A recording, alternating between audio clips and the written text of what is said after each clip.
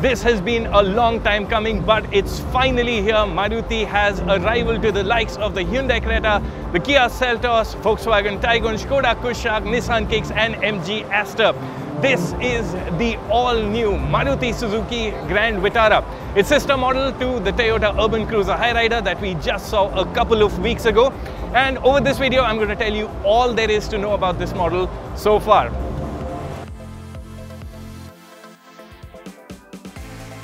Now, in terms of size, the Grand Vitara measures 4.3 meters long, which is par for the course for this mid-size SUV segment.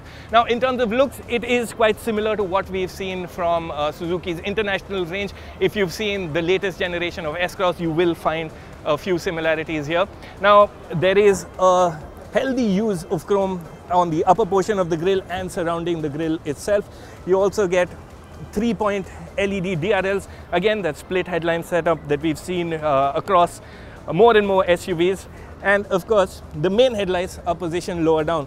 It also gets a mock scuff plate, and Suzuki will be offering a lot of accessories to jazz up the look of your Grand Vitara. Now, if you come to the side, you'll note that the Grand Vitara runs on 17-inch rims.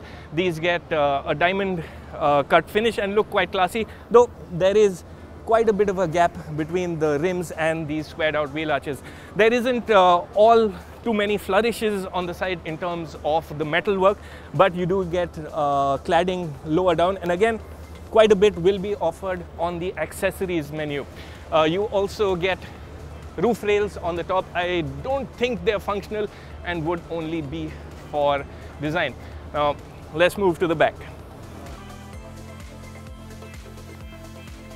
Now, coming to the rear end, what you will note is this connected lighting theme that runs across the width of the boot. It's a design element that we've seen on the latest of SUVs and something that you'll find on the Grand Vitara as well.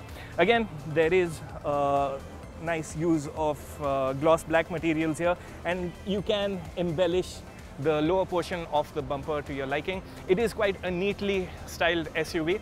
Now, talking of luggage space, the tailgate lifts up to reveal quite a large luggage area. The seats split 60-40 if you need more space, but do note this is the mild hybrid version. Strong hybrid versions that have their battery pack placed in the boot section won't offer as much space for your luggage. Now, as for the name itself, this one is called the Grand Vitara, and it's not to be confused with the latest Brezza that was formerly called the Vitara Brezza. Now, where the new Brezza remains a sub-compact SUV which measures under 4 meters in length, this is a larger model. It measures 4.3 meters. So, to put some perspective from Hyundai's range, where the Grand Vitara competes with the Hyundai Creta, the Brezza competes with the Venue. So, please do keep that distinction in mind. Now, this is the back seat of the Maruti Suzuki Grand Vitara, and it's a fairly roomy environment if you're of an average build. I'm just under 6 feet tall, and as you can tell, headroom is a bit tight for someone of my size. It's also not what you'd call the widest of the mid-size SUVs. A third person might be a bit of a squeeze, but I must say that seat comfort itself is very good. The seats are very well cushioned, and all 3 seats get adjustable headrests. You get a drop-down armrest, and the backrest angle is also adjustable. Inside, the Grand Vitara feels familiar, and that's because it is identical in its dashboard layout to its cousin from Toyota, the Hyryder. You get that same layered look, and I must say that it does look quite nice, and quality is also the best we've seen on a Maruti product so far, helped in part by soft surfaces on the dashboard itself and on the doors as well. You also get this metal finish, metal look finish around the dashboard, though many of the plastics are still quite hard.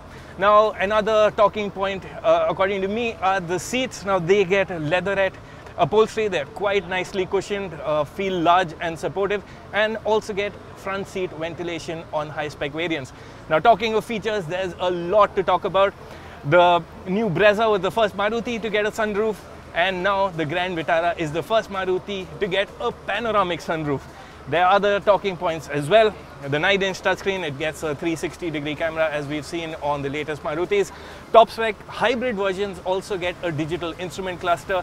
Sadly, this one uses the analog cluster that we've seen already. You get auto climate control and other features, so we'll just run the whole list for you right away.